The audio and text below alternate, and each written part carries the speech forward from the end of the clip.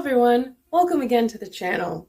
My name is Yasmin, helping you through your art journey by showing you mine, and today we're going to explore the wonderful world of character design. Character design is a fundamental aspect of illustration, where we bring unique characters to life through art. However, before illustrating and before choosing a character that you want to illustrate, it's important to have down all the aspects of what you want to portray in this character.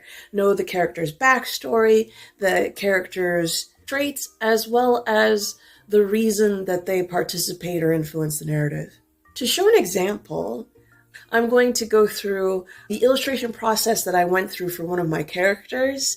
I decided to design a golem character after the characteristics that were portrayed in folklore. So we want a character that was created from strange and mystical means. It is made out of stone, and it is very loyal and protective. You'll see what I mean when we go into the time lapse. So let's begin by sketching out our character. We're exploring different features, different expressions, different poses. As we sketch, we'll consider elements such as the character's age, gender, occupation, and any distinguishing features that stand them out or make them unique in any way. For this particular golem, I knew I wanted him to make out of stone. I knew I wanted to create some kind of visual power source, like a glowing aspect somewhere, but I wasn't sure if I wanted to make him more humanistic in shape or more less features, more blank in more robot or automaton in nature. So I was just kind of playing around with the different shapes and different aspects of making him less or more human as things go by. This particular one, I kind of really liked the features of this a bit more, and I was started to play around with it a bit more. And then I started to go even further away from human features and make it more block-like. And I tend to wanted to kind of fuse those two aspects together. Here I started to get into the idea of making hair for the character, which I thought was particularly interesting, of making the leaves look like hair in a kind of way of making the creature look more human. And then I started to change around I started to go back again to check to see if I wanted to actually make the face more human. And then I started to get this kind of boxy, like cutesy shape here, and I decided to go with that. So at this point, I started to refine the rough sketch a little bit more and add a bit more detail to this particular sketch. I knew I wanted to make it seem like they were guarding this area for a long time, so I knew I wanted to add kind of foliage or moss on the growing rock.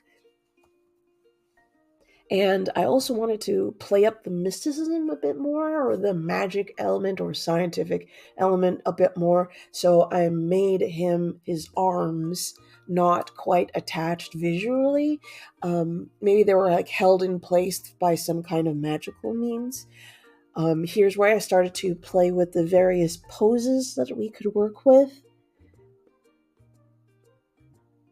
I had this kind of idea about playing up a kind of zen or calming situation, perhaps like he had reached a certain kind of enlightenment after being in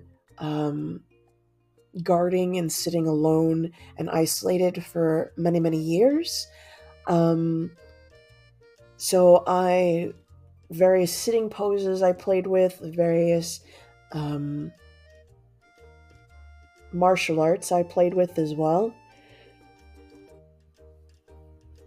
Working on a kick at this moment. However, you'll see after a while I really like the beginning shape. Here I started to play with a lot of the expressions particularly. This is a good time to see how I can manipulate it to make the character have more or less expressions to them. I played with the concept of giving him eyebrows in order to give him a more variety of expressions. I didn't. I played with noses and stuff like that. However, I decided to go back to really what would be the intent of the creator to have this golem guard something or a place. And I think that having those kinds of facial features really wouldn't be necessary to the purpose of the creator. And so I left out those details.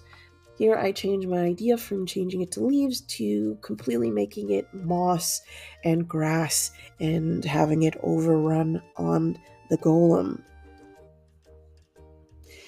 Also, as we're adding line art, we're adding aspects of where shading would be and more texture in the lines and any clothing or accessories that your character would be. This would be the time where we figure out those kinds of minute details.